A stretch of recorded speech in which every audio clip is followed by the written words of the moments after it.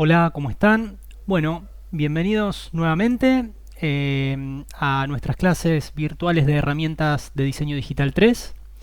En esta oportunidad, bueno, estamos en nuestra tercera clase, en donde vamos a empezar a abordar conceptos y contenido que tiene que ver con el texto de nuestro sitio web. Pero antes quería también compartirles un poco del repaso que vamos a hacer de lo que venimos viendo hasta ahora, ¿sí? Para eso les voy a pasar a compartir el contenido de nuestras diapositivas. Estamos acá. Bien, vamos a ver un pequeño repaso. Bien, tenemos en principio las etiquetas HTML, ¿sí? Recuerden que siempre están delimitadas por un inicio y un final en cada elemento. Recuerden que el contenido es lo que se formatea dentro de él, ¿sí? Toda etiqueta es un juego de pares. Siempre tiene que existir una apertura y un cierre, ¿sí? Recuerden eso en todo momento. La sintaxis es como bien se muestra acá. Recuerden que tenemos el nombre de la etiqueta. Obviamente esto es un ejemplo, pero es el nombre de la etiqueta. El contenido, que es lo que queremos mostrar, renderizar con nuestro navegador web al usuario. Y la etiqueta de cierre, ¿sí? Y por último, las etiquetas siempre se escriben en minúscula, ¿sí? Acuérdense que les estuve mencionando la estandarización que se realizó con la W3C, ¿sí? Eso es muy importante, ténganlo en cuenta porque va a ser evaluado al momento de que tengan que presentar el examen. Bien, hasta acá tenemos este repaso. Vamos a ver lo siguiente, a ver qué era lo que habíamos visto. Atributos. Bien. Atributos de etiquetas. Todas las etiquetas aceptan distintos atributos, ¿sí? Un atributo es cualquier característica que puede ser diferente entre una etiqueta y la otra. Les puse un ejemplo de cómo es que se tendrían que ver o cómo se tendría que presentar los atributos dentro de la etiqueta, ¿sí? Tenemos la etiqueta de apertura, donde nosotros también colocamos el atributo y entre comillas el valor, ¿sí? Eso es una norma general. Después mostramos el contenido en el medio y siempre la etiqueta de cierre, ¿sí? Bueno, en el punto siguiente lo que describo es un poco lo que les acabo de comentar. Y lo importante es que los atributos solo pueden colocarse en la etiqueta de apertura, ¿sí? De no ser así, tengan en cuenta que va a suceder dos cosas. Primero, que va a estar mal creado, o sea, se va a crear mal el elemento. Y por otro lado, no se va a ver reflejado la modificación que nosotros queremos implementar con ese atributo, ¿sí? Si nosotros ponemos el atributo en la etiqueta de cierre, nuestro navegador no va a entender qué es lo que estamos queriendo hacer, por lo tanto no va a ejecutar ninguna modificación, ¿sí? Así que es importante siempre tener en cuenta que tiene que ir en la etiqueta de apertura. Bien.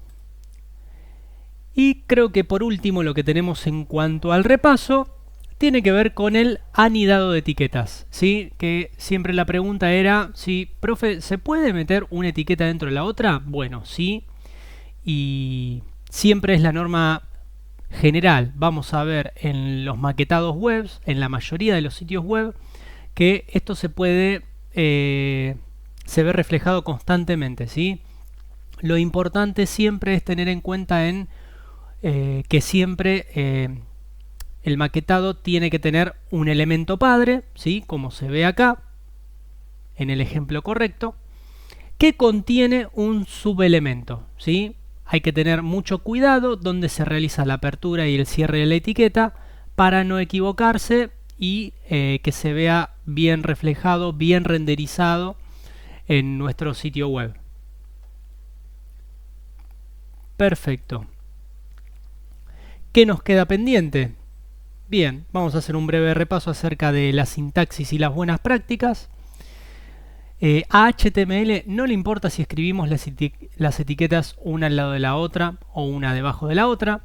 Recuerden que, como yo les había hecho en su momento el ejemplo, cuando escribía una etiqueta al lado de la otra, el navegador web lo que hacía automáticamente era me mostraba una debajo de la otra. Así que eso nosotros lo podemos acomodar a nuestro gusto Sin embargo, yo les había explicado que nosotros, ustedes en su futuro, como desarrolladores o como obviamente comunicadores, si van a estar trabajando con este tipo de lenguaje, piensen en que tiene que ser humanamente legible.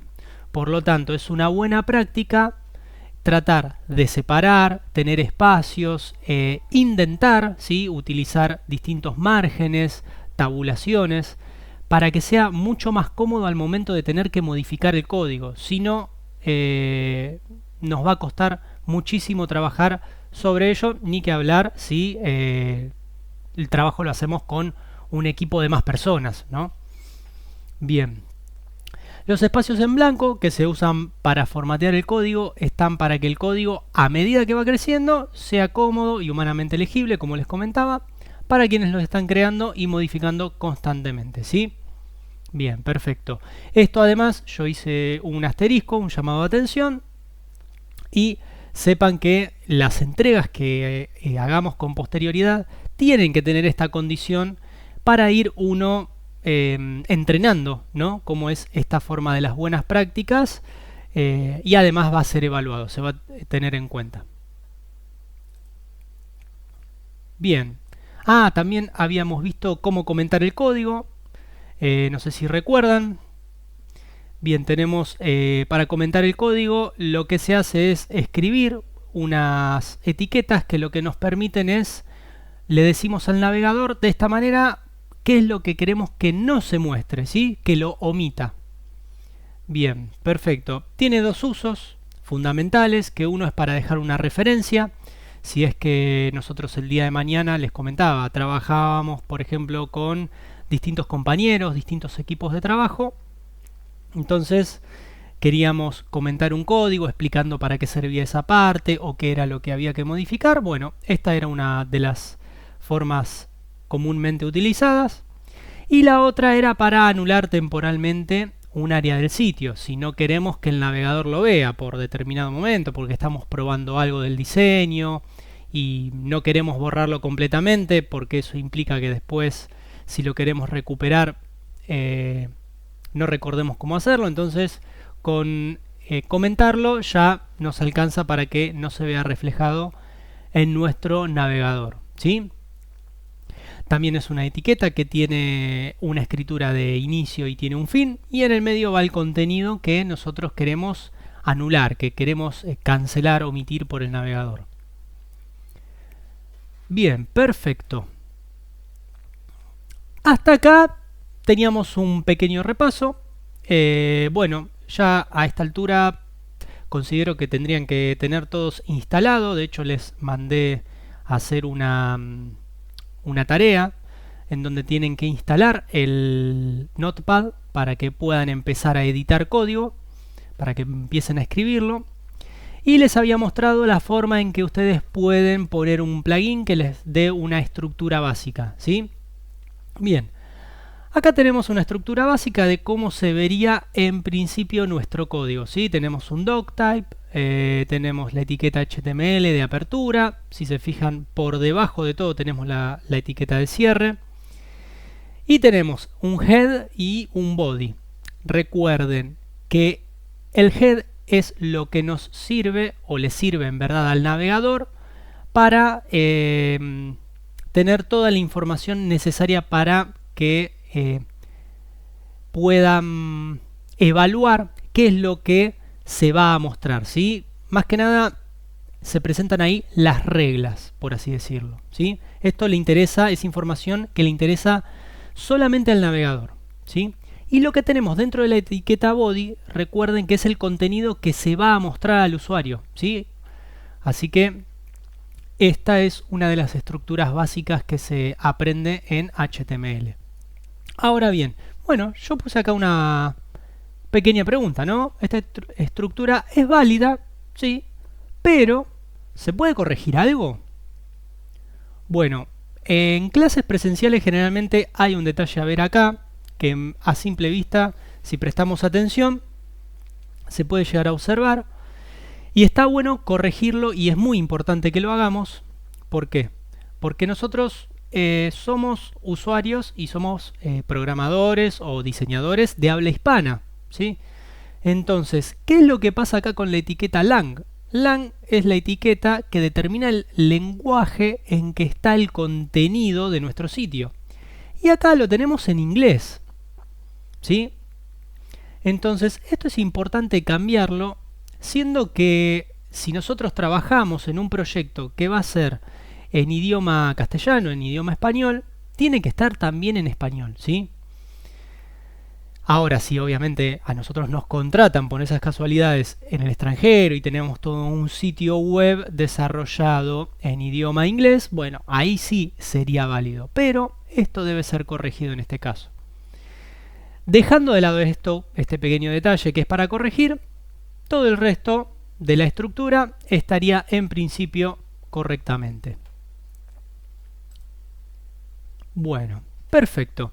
Ahora sí, vamos a pasar al contenido que teníamos pendiente ver hoy, que esto es contenido nuevo, que tiene que ver con el texto, ¿sí? Vamos a ver contenido de texto con lo que implica la importancia del texto en los sitios web, ¿sí? Y para eso vamos a hacer un par de aclaraciones que generalmente yo doy en mis otras materias, pero bueno, es importante recalcarlo, ¿sí? Y esto tiene que ver con que los usuarios no leen en Internet, ¿sí? Solo escanean palabras y conceptos. Esto es propio de, obviamente, nuestra forma de procesar la información. Pensemos en que estamos bombardeados de información, entonces es muy común de que no leamos la totalidad del contenido, sino que busquemos más bien lo que nos interesa a nosotros y vamos directamente a ello. Ahora la pregunta es, que me harán, ¿no? Pero profe, entonces, ¿un sitio con o sin texto es lo mismo? Bueno, acá es donde entran las respuestas y yo les tengo que decir que no, claramente no es lo mismo. ¿Por qué? Porque sin texto no hay indexación, ¿sí? El posicionamiento en los navegadores no aparece. Por lo tanto, es muy importante que todos los sitios tengan contenido escrito, que sea legible, que sea extenso, ¿sí? Y que sea original.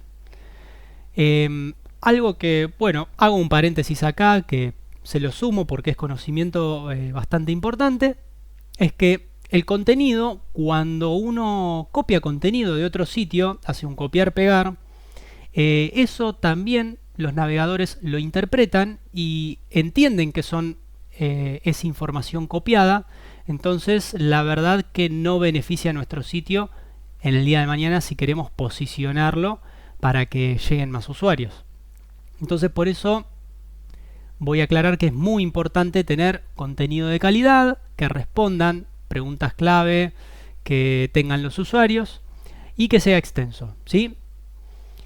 Por lo tanto, como futuros, bueno, como bien explico, por ese motivo es muy importante que los sitios tengan texto con información relevante para el usuario y los buscadores, y obviamente ustedes puntualmente que se están dedicando a esta carrera como futuros comunicadores van a entender lo relevante que es para ellos, ¿sí? Bien. Premisas a tener en cuenta. El HTML no define formato visual, su función es semántica, ¿sí?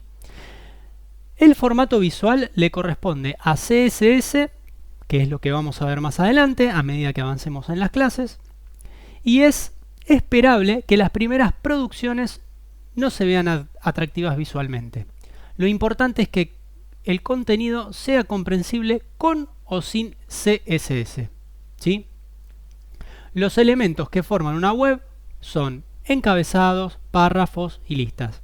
¿Sí? Los encabezados, como bien dice acá, se utilizan para colocar títulos, los párrafos para oraciones y todo lo que implica listas para enumerar distintos tipos de ítems, ¿sí? Bien, bueno, a ver, vamos a detenernos un segundito acá y vamos a explicar por qué HTML no define un formato visual. Y si recuerdan la clase pasada, en los ejemplos que estuvimos viendo, me podrían decir, profe, nosotros lo que estuvimos colocando en distintas etiquetas, en verdad daban distinto aspecto o había alguna modificación que nosotros percibíamos a la vista, ¿sí? Pero recuerden que la función esencial y clave del HTML es establecer la semántica, ¿sí? Es decirle a los navegadores, a los motores de búsqueda, cuál es la importancia del contenido y cuál es su orden jerárquico, ¿sí? Esa es la función esencial del HTML. Por lo tanto, vamos a hacer una prueba. Miren, vamos a cambiar la vista. A ver si recordamos. Bueno, yo tengo acá, vamos a agrandar un poquito, mi HTML básico, que si mal no recuerdo, esto era lo que nos había quedado de la clase pasada o algo similar, en donde tenemos nuestro doctype, nuestro HTML con el body y el contenido. Tenemos la etiqueta title, que si recuerdan, la etiqueta title era lo que nos permitía mostrar el contenido en la pestaña, ¿sí? Esto es lo que se va a ver en la pestaña que abramos del navegador. Y después en la etiqueta body es el contenido que ve el usuario, ¿sí? Y acá tenemos una etiqueta H1 y tenemos dos etiquetas de párrafo, ¿sí? Y retomando un poco con la parte estética que les mencionaba, que si bien no es la función de el HTML, veamos a ver el ejemplo. ¿Qué es lo que nos muestra el ejemplo? ¿Sí? Vamos a recargar la página por las dudas. Y acá me podrían decir, pero profe, el encabezado se muestra como un encabezado, ¿sí? Tiene un contenido un poco más grande, de hecho está como remarcado en negrita. En verdad tiene una función estética. Bueno, es verdad, a primera vista es así, pero no es el objetivo, recuerden. Siempre el objetivo del HTML es semántico, ¿sí? Ordenar de manera semántica su contenido. Bien, hasta ahí espero que se haya entendido. Vamos a retomar la presentación. Y como bien les decía, tenemos un encabezado, un párrafo y después tenemos listas para enumerar ítems. Bueno, vamos a ir por cada uno de ellos repasándolos y vamos a ir conociendo para qué sirve cada uno. Bien, para insertar textos, por ejemplo, un párrafo es un formato, un texto formado por una o más oraciones, pero solo debe encerrar texto, ¿sí? Se inserta con la etiqueta P, recuerden que siempre es etiqueta P de apertura, y la etiqueta P de cierre, esto es la normativa general de todo HTML, y dentro de un párrafo se pueden insertar otros elementos de texto, como pueden ser negritas, itálicas, vínculos, ¿sí? Vamos a hacer un ejemplo. A ver, vamos a cerrar esto un segundito, vamos a poner nuestra página de ejemplo. Esta es la vista que tenemos, voy a agrandar un poco, así se ve mejor. Y recuerden que acá, por ejemplo, vamos a hacer una pequeña modificación a este párrafo, ¿sí? Que sería el que corresponde acá. Y supongamos que yo quiero poner una etiqueta en negrita, ¿sí? Por ejemplo, la palabra párrafo. Vamos a destacarla por sobre el resto, ¿sí? Para eso, lo que yo puedo hacer, como bien dice la regla, es establecer de dónde hasta dónde quiero que afecte. Recuerden que para eso se utiliza la etiqueta de apertura y cierre. Y lo que voy a hacer es decirle, bueno, afectame a esta palabra desde acá hasta acá, ¿sí? Con esta etiqueta para poder marcarlo con negrita.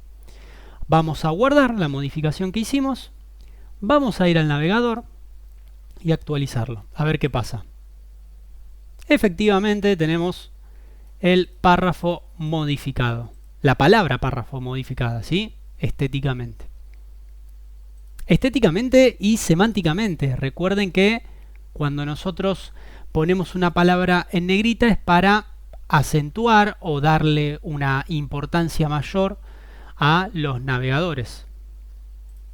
Bien, perfecto. Recuerden que esto se puede realizar dentro de la etiqueta párrafo. Dentro de la etiqueta H1 o algún encabezado, podríamos hacerlo, pero no tiene sentido porque por defecto las etiquetas que corresponden a encabezados, H1, H2, H3 hasta el H6, ya de por sí, por defecto, vienen en negrita, entonces no tiene sentido realizar eso, ¿sí? Bueno, vamos a dejarlos así como estaba antes. Bien, avancemos. Bueno, también tenemos itálicas, tenemos vínculos. Para esto vamos a hacer una clase puntual porque es muy importante el tema de vínculos y navegación web, ¿sí? Bueno, hay posibilidad también de abreviaturas y demás. Nos vamos a centrar en algunas de ellas, pero no es tan relevante para el tipo de contenido que ustedes tienen que ver, ¿sí? Si el día de mañana les interesa ser programadores web o diseñadores, quizás sí requiere por ahí detenernos puntualmente en cada uno de ellos, pero ahora yo se los paso un poquito más por arriba para que entiendan, sepan que existe y para qué sirve, pero no hace falta perfeccionarse en principio en estos términos. Bien. Perfecto, restricciones. Acá estamos. Bien. ¿Qué es lo que qué es lo que no puede haber? ¿Qué es lo que no puede suceder? ¿Sí? Las etiquetas, por ejemplo, como yo les mostraba acá, sí podemos poner una etiqueta bold para hacer una negrita dentro de un párrafo, pero lo que no puede haber nunca es, por ejemplo, un párrafo dentro de otro párrafo, ¿sí? Como bien lo demuestra acá la etiqueta, el ejemplo, ¿sí? Fíjense que tenemos una etiqueta de apertura acá, tenemos, esto es un párrafo con un segundo párrafo, pero fíjense cómo acá se abre esta segunda etiqueta, ¿sí? Lo que correspondería hacer es dos párrafos por separado, ¿sí? El ejemplo correcto es el de acá abajo, en donde por un lado se muestra un contenido y por el otro de forma separada. Como bien lo habíamos hecho acá, ¿sí?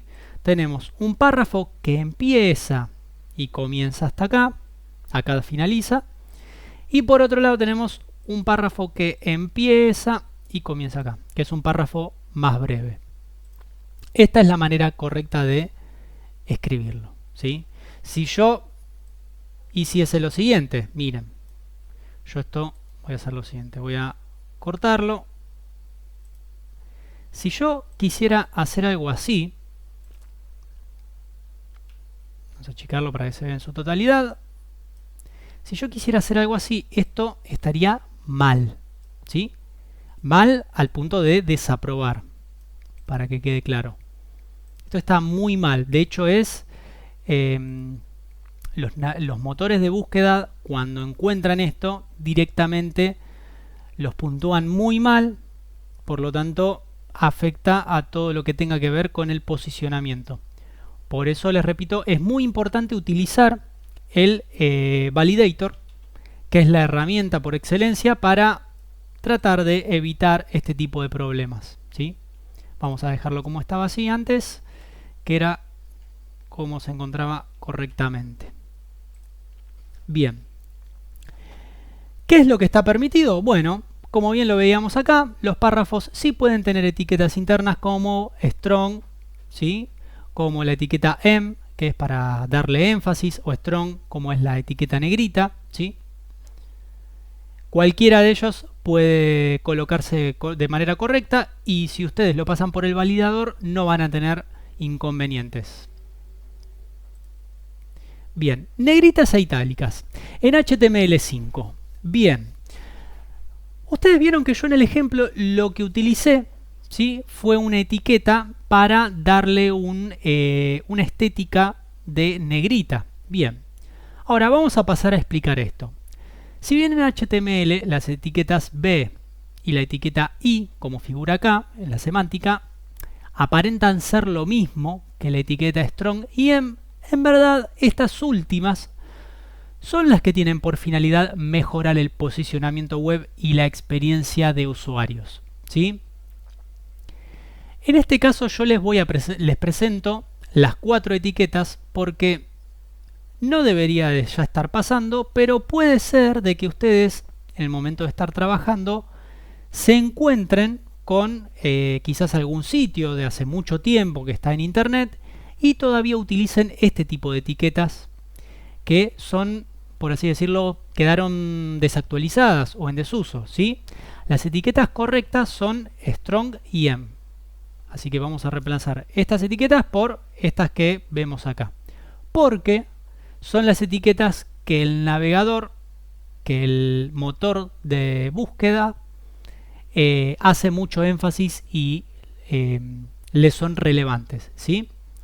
¿Y esto por qué? Uno se preguntará, ¿cuáles son las mejoras? Bueno, en este caso hay dos puntos a tener en cuenta, que por un lado tenemos la usabilidad, que tiene que ver con los usuarios no videntes, ¿sí? Generalmente utilizan programas para leer las pantallas y descubren cambios notorios en la escucha de la redacción de las palabras destacadas. Eso es muy importante, ¿sí? El objetivo es ser lo más inclusivos posibles. Y más teniendo en cuenta en que ustedes se van a dedicar a la comunicación, ¿sí? En comunicación y marketing es muy importante ser muy claros y tratar de incluir a la mayor cantidad de personas, de audiencia. Bien, y por el otro lado, obviamente, nunca está de más, por el posicionamiento SEO, ¿sí? Los motores de búsqueda entienden los elementos strong y em, considerando su contenido como criterios fundamentales de lo que trate la web, ¿sí? Así que tengan muy presente eso, porque esas son algunas de las cuestiones más importantes de utilizar strong y em en vez de las etiquetas estas más chiquitas. Bien, HTML Entities. ¿Qué tenemos acá? Bueno, acá tenemos una serie de símbolos y contenido que generalmente es muy difícil de acceder con un teclado como nosotros usamos normalmente, ¿sí? Por lo tanto, hay cierto grupo de caracteres que no se puede crear con el teclado, pero son muy valiosos al momento de querer transmitir información, ¿sí? Y para eso HTML lo que hizo fue crear una serie de entidades, ¿sí? Para que esos símbolos se puedan transmitir y se puedan renderizar en el navegador, ¿sí? Entonces se colocan en nuestro HTML con algo llamado Entities y la lista de símbolos está normalizada por la W3C y abarca símbolos financieros, van a encontrar tildes, símbolos matemáticos, ñes, etc. ¿Sí? Tengan en cuenta que, por ejemplo, algunos símbolos, como nos sucede a nosotros, no están incluidos en los idiomas, en todos los idiomas. Por ejemplo, no es lo mismo el teclado en español que tenemos nosotros como los teclados en inglés, ¿sí? Es muy normal o es muy frecuente que si tenemos un sitio web que está en inglés pueda no detectar la ñ, que en verdad no es utilizada en ese idioma. Entonces, para eso HTML lo que crea es una serie de entidades, una serie de símbolos para poder escribirlos, ¿sí? No solo eso, sino que también tenemos símbolos como por ejemplo el copyright o el trademark, que básicamente es el marca registrada. Y para crear estos símbolos lo que tenemos que hacer es crearlos con la sintaxis que figura inmediatamente acá abajo, ¿sí? Estos símbolos no se colocan en los piquitos, ¿sí? Como veníamos haciendo con el resto de las etiquetas, sino que lo que hacemos es utilizar un ampersand y, por ejemplo, ponemos el código correspondiente al símbolo que queremos representar. Para ello vamos a hacer una prueba. Miren, yo acá tengo a modo de ejemplo el copyright, ¿sí? Vamos a tratar de hacer un copyright en nuestro pequeño código para ver cómo resulta, ¿sí? Vamos a salir de acá, Como ven, efectivamente no lo tenemos ahora. Vamos a realizar la modificación. Supongamos que queremos crear un copyright acá, ¿no? A ver qué pasa con esto.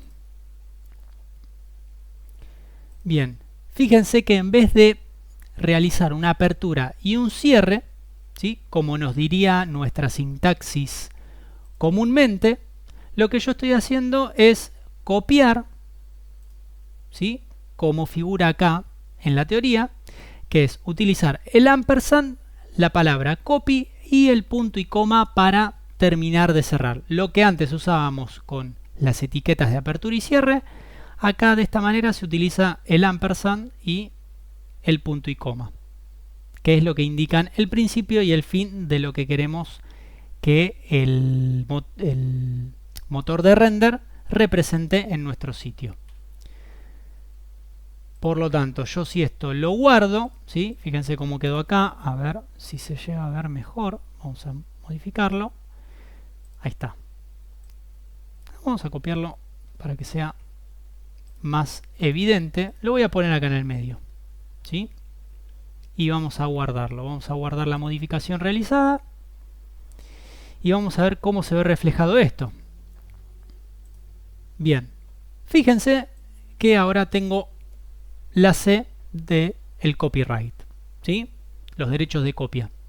Bien, esto generalmente, bueno, acá es raro encontrarlo dentro del body, dentro del sitio en medio de contenido, ¿no? Generalmente esto se encuentra por ahí en lo que se llama, y vamos a ver más adelante, el footer, que es como el pie de página, es la parte de abajo, y ahí generalmente es donde está toda la información referente a quién desarrolló el sitio o el software. Bueno, en ese caso ahí sí ponemos el copyright o ponemos marca registrada, si es que, por ejemplo, la marca nuestra o de nuestros clientes se encuentra registrada en marcas y patentes, ¿sí? Entonces le ponemos o el copy o podemos poner tranquilamente... Epa, acá hubo un error mío. Ahí está. Miren qué detalle. Lo renderizó igual, pero hubo un error. Ahora sí. Vamos a hacer lo siguiente. Como una marca registrada, vamos a ir a bien, muy bien. Puedo usar o bien la palabra reg entre el ampersand y el punto y coma, o bien el código, ¿sí? El código que es el numeral 174. Vamos a probar a utilizar el numeral 174. A ver qué resultado tenemos. Vamos a poner numeral 174, punto y coma para cerrar, y vamos a guardarlo. Bien, perfecto. Tenemos la R de marca registrada. Excelente. He aquí nuestro resultado. Como bien les decía, si ustedes quieren buscar y probar más símbolos, ¿sí?, si les interesa investigar al respecto, yo les propongo, por ejemplo, pueden escribir HTML entities list y vamos a buscar tranquilamente. Podemos entrar en la W3 School,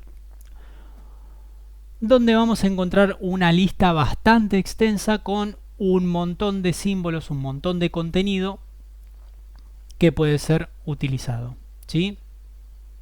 Miren, tenemos por ejemplo el de libras, yen, euro, ¿sí?, que son, en verdad son básicamente algunos símbolos que no se usan de manera frecuente, ¿sí?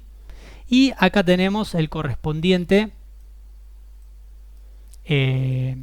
la correspondiente escritura, ¿sí?, la correspondiente sintaxis, que puede ser en modo de nombre o en modo de número, ¿sí?